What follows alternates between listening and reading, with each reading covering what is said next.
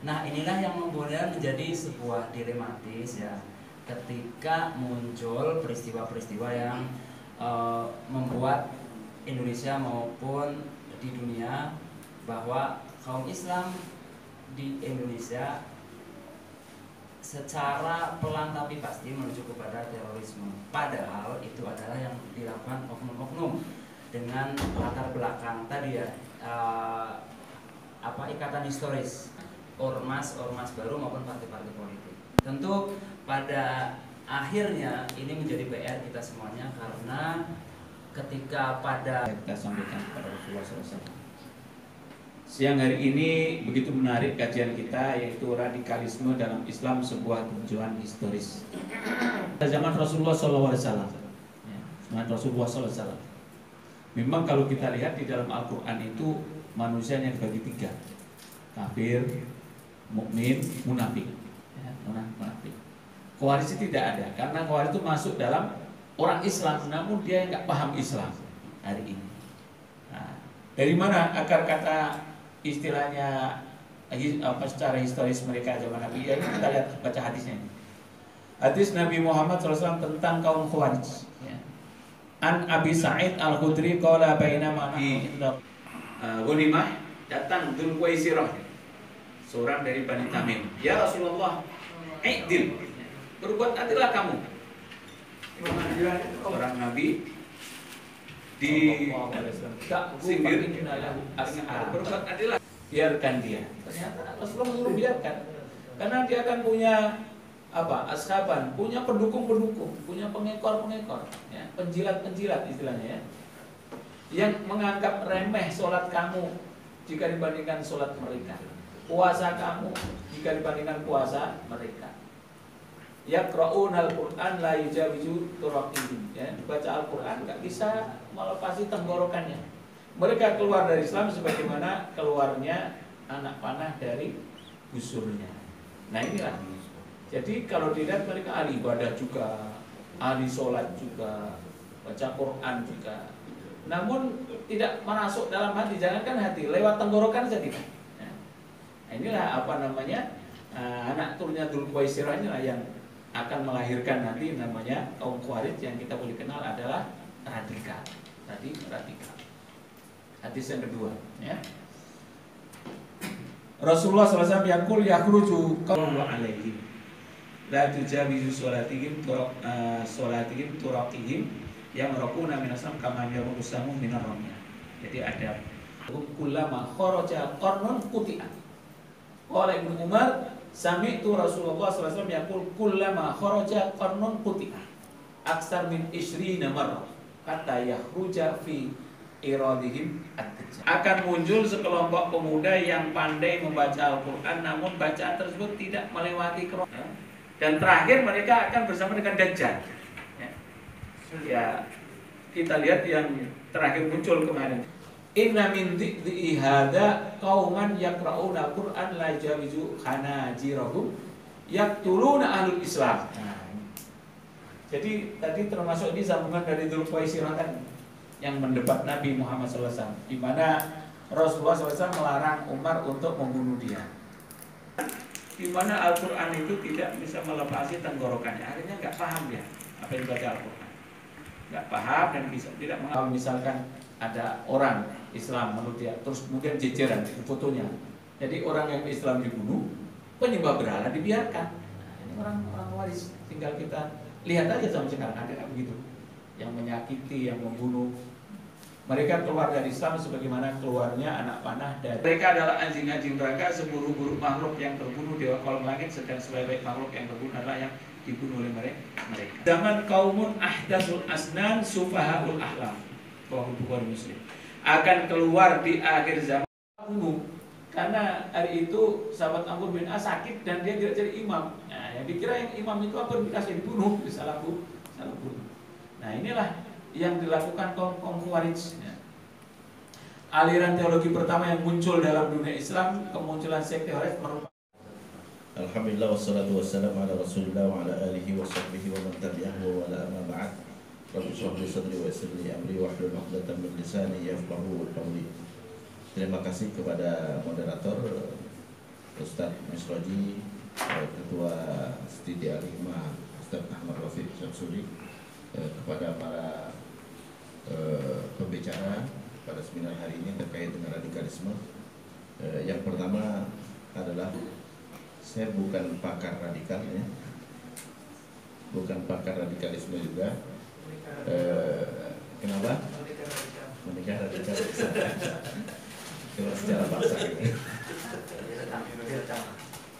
Jadi karena saya diminta untuk berbicara tentang radikalisme antara ancaman dan komoditas politik, ini sesuai dengan permintaan, maka saya coba untuk bikin artikel, ya, mudah-mudahan sesuai. Yang lalu itu sikap radikal juga ya, sampai menggunakan kekerasan, ya, menjajah, ini lebih radikal daripada umat Islam. Dan beberapa kasus di Indonesia juga menunjukkan bahwa radikalisme justru dari kelompok non-muslim jauh lebih banyak, ya, jauh lebih kasar sikapnya daripada umat Islam.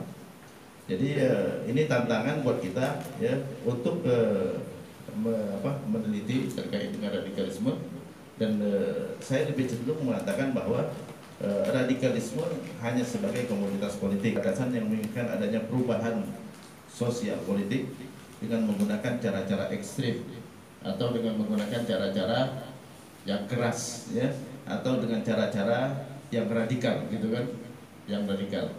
Jadi radikalisme merupakan satu paham gagasan yang menginginkan adanya perubahan, ya, intinya mereka mau cepat berubah, ya, dari negara yang dipimpin, ya, oleh orang yang tidak mereka inginkan kepada yang mereka kehendaki, gitu kan.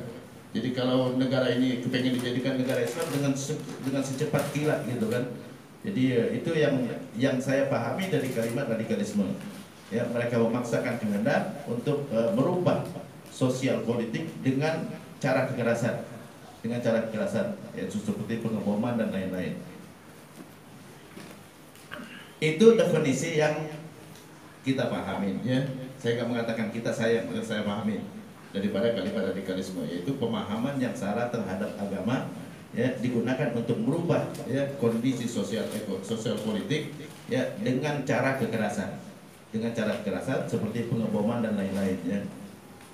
Namun yang kita saksikan sekarang itu, ya, upaya pemerintah untuk memerangi paham radikalisme dan cara-cara radikal itu justru sepertinya pemerintah mengalihkan dari makna yang sebenarnya. Jadi bukan lagi orang yang salah paham terhadap ajaran agama dan menggunakan kekerasan, tapi justru orang yang benar, ya, radikalisasi ulama yang dicurigai, padahal ulama tidak ada mereka mengajak kepada kekerasan, nggak ada sama sekali, ya. Kecuali kalau terbukti ada ulama yang memang mengajak untuk ngebom, gitu kan, dan tidak ada di kajian-kajian, ya, beberapa dai, beberapa ulama, ya, yang kita saksikan nggak pernah mengajak untuk melakukan gerakan-gerakan radikal yang keras untuk merubah sosial ekonomi. Ya, mereka ingin merubah dengan cara kekerasan, gitu kan, itu yang radikal. Harusnya itu yang diamankan, gitu kan, bukan mereka yang sedang adem-adem ini. Kalau memang dianggap itu adalah kajian yang mengajak untuk bersikap radikal, ya, harus dibuktikan dengan isi ceramahnya. Kalau isi ceramahnya nggak ada, maka nggak bisa, ya. Jadi yang radikal justru yang ingin merubah, ingin menghentikan secara paksa, itu yang radikal.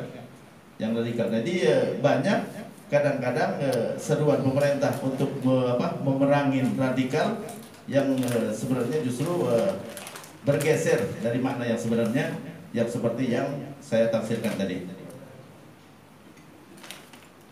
Aksi demo 212, ya, dianggap gerakan radikal juga, ya. Nah, ini yang salah juga kan, karena demo sendiri adalah bagian daripada gerakan yang dibolehkan di negara ini.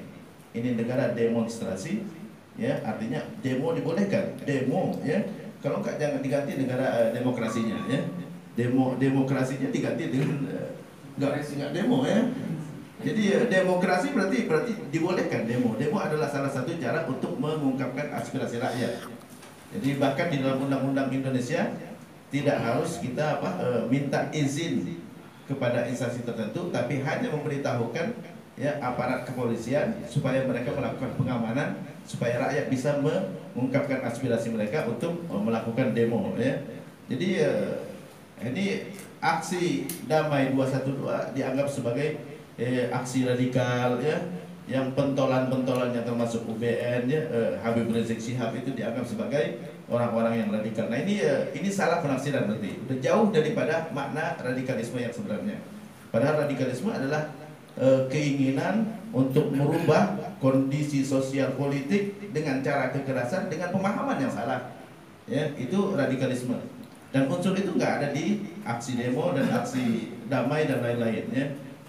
Beberapa kebijakan pemerintah yang kita lihat beberapa bulan terakhir yang sangat getol sekali untuk meredam radikalisme, antara lain pertama surat keputusan bersama 11 menteri dan lembaga terkait pada kegiatan menyinggung tentang penelitian Hendardi Stara Institute ya, yang ternyata isu inilah kayak Islamiyah pasti setuju ya, dan itu dikategorikan ya teroris radikal ya, artinya terpapar pemahaman radikal yang menurut ya persepsi penguasa itu adalah yang membahayakan, radikalisme yang membahayakan, yang harus ternyata kajian seperti ini saya pernah mendapatkannya dari dosen-dosen PTIG. Ternyata kebanyakan dosen PTIG itu mereka aktivis-aktivis ya,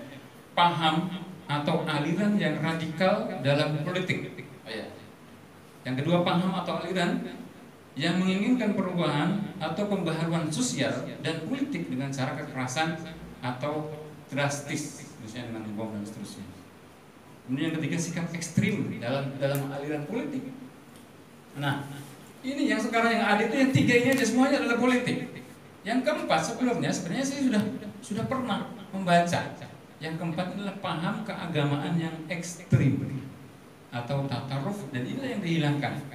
Ya, yang sebenarnya menurut saya inilah sudah di ACC minimal jurnal nasional, terakreditasi nasional, itu ternyata viral gitu, nyebar mana-mana gitu. Apalagi kalau kita masing-masing ustadz menulis masing-masing satu ya, dan itu masuk jurnal, itu sangat masif dan itu akan mempengaruhi fikrah lama ya, pemikiran ya, persepsi publik ya, khususnya tentang radikalisme ini ya. Dan inilah yang ditolak sebenarnya, yang pertama itu saya pernah ditolak, dia sakit hati ya. Akhirnya saya tambahkan sebagai solusi radikalisme tafsir tekstual. Oh, ini baru bagus nih katanya begitu. Ya, jadi sekarang yang bau radikalisme tataruf yang gitu-gitu itu gimana tuh? Ya. Jadi kayaknya bagus kalau kita ini meneliti tentang hal ini ya, dan kita memiliki resource ya, memiliki referensi-referensi yang kuat ya kan. Ternyata saya menulis disertasi itu bisa dihitung yang referensinya buku ya. Karena saya cari buku nggak dapat gitu. Adanya di online. Iya. Ya, buku Yusuf Itfis ya. Yusuf Itfis itu beliau ini salah satu tafsir Khawarij menurut alim salah dohiri teks. Nah ya, untuk dosen-dosen berkafah asyari, insya Allah tema ini sangat dikuasai, itu, dan saya melihat kesalahpahaman dan mungkin juga ada orang yang menjadikan tema ini sebagai komunitas politik, itu diantaranya adalah kesalahan kita bahwa kita tidak menyampaikan ya tema-tema ini dengan benar, dan bahkan kita tidak membela juga gitu. Ya, pembelaan kita terhadap kebenaran ya tentang isu-isu ini itu lemah. Kita siapa? Kita umat Islam secara keseluruhan. Dan saya lihat kita yang memiliki kafa'ah syar'i yang bisa merujuk ya kepada literatur-literatur dasar dan kemudian bisa memahaminya dengan benar, ini juga lemah di dalam menulis. Ya, menulis terutama menulis jurnal ya. Karena jurnal itu memang tulisan yang khas ya, memiliki syarat-syarat tertentu, yaitu seperti yang disampaikan sama Dr. Lokman tadi. Begitu Dr. Lokman sudah menulis dan diterima di jurnal yang standarnya adalah standar nasional gitu ya, terakreditasi secara nasional, langsung tulisan ini ada di mana-mana dan dijadikan rujukan di mana-mana. Coba kalau itu kita lakukan, insya Allah kita bisa ngelontokin itu, ngelecekin semua yang dijadikan standar oleh siapa tadi yang Hendardi tadi. Itu kita bisa kupas, bisa jelaskan bahwasanya ini salah besar dan ini tendensius dan politis, sangat politis. Ya, kayak gitu. Dengan demikian mudah-mudahan ini tidak dijadikan rujukan ya bagi pemerintah karena ini enggak ilmiah. Itu. Ketika kita bisa mengupasnya dan menjelaskan bahwasannya ini jauh dari kata ilmiah, yaitu mudah-mudahan ini tidak dijadikan rujukan. Yang jadi masalah adalah karena tidak ada yang nyanggah, nggak ada yang bantah, yang memadai begitu, akhirnya tulisan ini dijadikan rujukan dan dijadikan rujukan untuk membuat sebuah kebijakan. Dan saya kira ini menjadi tanggung jawab kita semua. Ya. Ikhwan sekalian, dan seperti yang saya sampaikan ya, berkali-kali, sebuah perguruan tinggi itu tidak mungkin di masa yang akan datang itu akan bisa diteruskan gitu ya, bisa eksis kayak gitu tanpa kesertaan para dosennya, tenaga pendidiknya untuk menulis karya ilmiah. Udah nggak bisa aja udah. Aturannya sekarang itu sangat mengikat dan sangat ketat.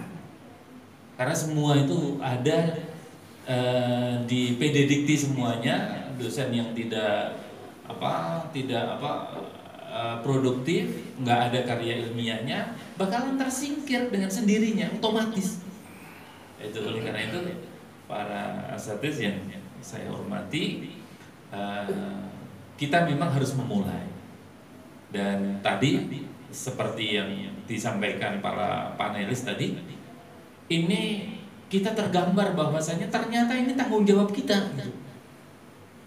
Kita yang tahu, kita nggak nulis, kita cuma ini aja gitu ya, apa sih namanya, ngeluh aja gitu.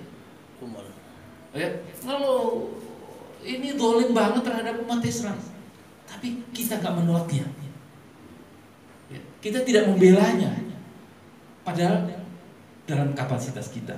Nah, kalau sekalian, inilah yang mungkin menjadi target kita di masa yang akan datang. Kita menulis dan kita menjawab semua isu-isu itu, kita jawab, kita dudukkan dengan yang sebenarnya, sehingga ini tidak dijadikan rujukan dan tidak dijadikan standar untuk membuat sebuah kebijakan. Yang sangat berbahaya adalah dijadikan sebagai standar untuk membuat kebijakan. Dan kebijakan itu sangat merugikan umat Islam. Mengkriminalisasi pesantren, mengkriminalisasi ulama. Dengan apa? Dengan parameter yang salah tadi. Kenapa menggunakan parameter yang salah? Enggak ada yang membela. Ya, ini yang pertama, dan saya juga masih ini masukan saja gitu ya, ikut menguatkan ya, opini yang disampaikan oleh para pemateri tadi.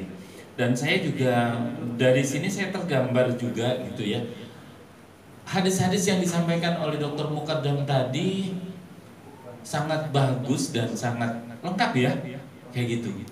Saya kira kita bisa merumuskan ya parameter dari sana. Ya, gitu. Dan saya kira ini juga kalau kita telusuri gitu ya, kita akan temukan tuh akarnya ternyata dari sini. Radikal yang ada itu ternyata akarnya dari sini. Dan kita bisa buktikan secara ilmiah bahwasanya orang-orang yang suka ngebom, ISIS yang suka nyembelih orang, ya, sangat radikal, sangat kasar, sangat keras, sangat tidak manusiawi, ternyata memang sumbernya itu dari radikal, dari pemahaman yang salah ini terhadap nusus, ya gitu. Jadi yang berbahaya itu yang pemahaman yang salah ini. Itu bukan para ustadz yang memahami Islam itu salah. Gitu. Nah ini harus kita dudukkan, ya harus kita dudukkan. Hadis-hadis tadi harus kita populerkan, kayak gitu. Dan kita juga, insya Allah dari sini kita bisa meneliti itu untuk itu. Ya, saya yakin itu kita bisa, gitu ya. Saya yakin kita bisa. Dan ikhwan sekalian, insya Allah kalau kita bisa membuktikan itu dan kemudian kita bisa diadu dengan yang lain kayak gitu, bahwasanya radikalisme politis itu adalah dagangan yang salah besar dan mengorbankan kepentingan bangsa dan lain sebagainya. Itu nanti insya Allah kalau kita bisa buktikan itu, kita akan jadi rujukan juga insya Allah. Ya kayak gitu. Kita akan go nasional dan go internasional. Ustaz Yusuf akan dijadikan rujukan untuk seminar nasional tentang radikalisme. Ustaz Mukodam, Dr. Lokman juga, ya, insya Allah akan dijadikan rujukan secara nasional. Tapi memang kalau untuk dijadikan rujukan secara nasional, memang gelarnya udah harus doktor dulu tuh. Kalau belum doktor, kayaknya mereka juga masih belum itu ya, belum menganggapnya dokter. Mondok di kantor ya, nah, itu ya. Dokter itu DR itu di rumah. Baik, itu yang saya pahami dari hadis-hadis ya tadi itu ya, sangat lengkap dan sangat bagus. Kita barangkali kita bisa mengambil parameter itu dari pijakan yang benar gitu ya, karena Rasulullah sudah ngajarinya kita gitu ya. Baik, dan kasus-kasus tadi Dr. Yusuf sudah banyak mengangkat kasus-kasus pembahasan radikalisme politis ya. Itu kasus-kasusnya banyak yang bisa kita bongkar kayak gitu, bahwasanya ini loh buktinya bahwasanya ya isu yang mereka sampaikan itu adalah isu politis. Dan itu bisa kita teliti secara ilmiahnya. Ya, kita jadikan jurnal. Dan kalau jurnal ini masuk jurnal terakreditasi nasional, insya Allah ini akan dijadikan rujukan secara nasional juga. Sehingga orang-orang yang membuat isu politis tentang radikalisme ini, insya Allah ini semakin malu nanti dan semakin tidak dijadikan rujukan. Untuk merubah sosial politik, nggak ingin merubah kekuasaan gitu kan ya. Dan bukan pemahaman yang salah menurut dia sendiri gitu kan ya, bukan pemahaman yang salah menurut Islam, dan tidak melakukan kekerasan. Nah, ini bukan radikal berarti. Jadi siapapun yang menjalankan ajaran agama Hindu, agama Buddha, agama Kristen selama sesuai dengan ajaran agamanya dan tidak berniat untuk merubah sosial politik, ya, ingin merubah kekuasaan dan tidak menggunakan kekerasan, bukan radikal. Jadi nggak perlu usil dengan jenggot, nggak perlu usil dengan celana jingkrang, nggak perlu usil dengan orang sholat berjamaah, nggak perlu usil orang dengan baca Quran, karena itu adalah hal-hal yang nggak ada hubungannya dengan keinginan merubah sosial politik, enggak ya. Dia menjalankan ajaran agamanya sebagaimana orang kirian yang pakai koteka tadi itu kita hormati, itu keyakinan dia ya. Itu keyakinan dia. Jadi itu yang sebenarnya kepengen sekali saya menjawabnya ya. Jadi nggak usah usil dengan umat Islam ya. Nggak usah usil dengan ajaran umat Islam selama dia menjalankan untuk dia sendiri, nggak ada masalah. Tapi kalau dia ingin memaksakan diri untuk merubah negara ini dengan undang-undang baru, nah ini baru pemerintah boleh-boleh aja, silakan pemerintah mau apa permasalahkan. Tapi kalau untuk dirinya sendiri, orang pakai jenggot gak ada masalah gitu kan. Terutama style-stylenya sampai dari abstrak sampai kesimpulannya itu harus sama. Ya. Dan yang kedua, kita ngikutin juga seperti dia ya uji plagiarisme. Sekarang banyak yang pakai Turnitin itu walaupun mahal. Kita ikutin juga. Jadi maksudnya gimana itu pakai Turnitin? Jadi tulisan kita nanti diuji, ya plagiarismenya berapa persen, toleransinya kurang lebih dari 25 sampai 35%. Ya. Ya. Diupload di situ. Diupload. Nanti Terus otomatis ketahuan cek ya? tulisan kita. Nanti kayak kemarin saya tulis itu dikasih tahu Bapak alhamdulillah lulus dari Turnitin ya, dari cek plagiarisme lulus berapa ya gitu ya, sekitar 25 gitu ya. 25 dokter. Ya 25% atau berapa gitu. Ya tinggal ngikutin, nanti ada apa namanya yang direvisi ya, ada yang harus banyak kita revisi juga, dikasih catatan ini harus, ini nggak bener nih, gue ngikutin aja gitu ya. Itu yang revisi siapa tuh? Revisi editor sana.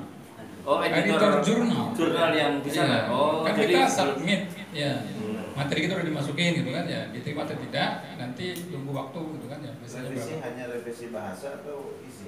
revisi bahasa, ya bahasa Kalau biasanya. bahasa kenapa nggak boleh dia aja langsung? Enggak, karena kan itu harus karya kita ya. Karya kita. Karya kita, dan dia juga biasanya musuh gitu sih. Yang mau Nah, kalau dokter nih, sudah oke. Ustaz Fahmi siap-siap buat jurnal. Kalau setopnya harus jurnal internasional. Ya kelasnya internasional. Iya, kelas internasional. Ya. Ya artinya insya Allah kalau kita dari Allahumma paksakan tadi, insya Allah bisa sih, bisa ngikutin gitu. mungkin sebagai ini langsung aja yang mudah kalau ya. Langsung Ya, aja. ya. Mungkin sebagai contoh aja dulu gitu. Itu bisa tadi kan jurnalnya Ustaz Lukman udah di share itu ya. Mungkin bisa dilihat-lihat sebagai contohnya. Oh kayak begini.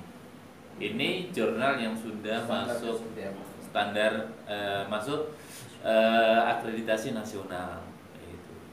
Jadi memang penting juga yang kata Ustaz Lukman. Ustaz Yusuf punya kemampuan menulis yang sangat bagus, tapi memang harus mengikuti polanya. Harus mengikuti polanya. Nah itu. Nah, Ustaz yang lain juga saya pikir seperti itu ya. Kita biasa menulis lepas, kita biasa ceramah lepas gitu. Tapi kan kalau jurnal itu kalau udah terakreditasi. Saya Lukman, salaman dulu. Iya, dosen Sekolah Tinggi Ilmu Dakwah Hikmah. Ya, alhamdulillah. Ini Sekolah Tinggi Ilmu Dakwah Hikmah mengadakan Saya minta acara seminar, ya seminar isu radikalisme di Indonesia. Ya, apa namanya, acara yang sangat bagus. Dan ini merupakan start awal ya, yang tujuannya adalah untuk memotivasi para dosen, para ustadz, khususnya dalam penulisan ya, dengan acara seminar seperti ini. Mudah-mudahan targetnya adalah kita masing-masing dosen bisa menuangkan ide-ide kreatif dalam sebuah jurnal yang akan muat ya, dan share di jurnal-jurnal bahkan nasional dan internasional. Amin ya rabbal alamin. Terima kasih. Assalamualaikum. Acara seminar pada pagi hari ini bijak menyikapi isu pendidikan di radikalisme di Indonesia. Acara yang sangat bagus sekali. Ini layak diteruskan dan apalagi ilmu ini harus diserapkan juga ke mahasiswa-mahasiswi kita supaya memahami akar kata, memahami asal apa itu isu radikalisme sehingga mereka tidak terjebak dalam radikalisme, dan kita bisa mengetahui sebetulnya radikalisme yang benar itu seperti apa, yang salah itu seperti apa. Maksudnya supaya kita tidak terjebak dengan kata-kata radikalisme itu. Dan ini baik untuk dikembangkan terus dan diketahui oleh masyarakat Indonesia secara umum dan khususnya mahasiswa dan mahasiswi di Al-Hikmah. Cukup ya. Assalamualaikum warahmatullahi wabarakatuh. Saya Dr. Muhammad Yusuf menyambut baik acara seminar hari ini terkait dengan radikalisme, dan saya berharap seminar seperti ini dilaksanakan terus untuk meningkatkan semangat dosen untuk meneliti dan juga sebagai mengembangkan isu-isu yang sedang hangat di masyarakat ya, terkait dengan urusan hal-hal terkait dengan dakwah dan lain-lain. Jadi saya menyambut baik dan ini adalah bermanfaat sekali bagi dosen dan juga bagi mahasiswa. Demikian, wassalamualaikum warahmatullahi wabarakatuh. Ya demikianlah laporan saya Ade Fadil Farul dari acara seminar yang dilakukan oleh Sekolah Tinggi Ilmu Dakwah di Rosa Islami Al-Hikmah Jakarta mengenai radikalisme dari berbagai sudut yang dilihat. Mudah-mudahan apa yang kita inginkan bisa lebih baik lagi, dan tentunya isu radikalisme harus ditempatkan pada tempat atau kedudukan yang semestinya. Tidak hanya menuduh radikalisme si A dan si B. Demikian saya, Ade Fadil Farul dari kampus Sekolah Tinggi Ilmu Dakwah Islamiyah Alimah Jakarta melaporkan. Terima kasih. Assalamualaikum warahmatullahi wabarakatuh.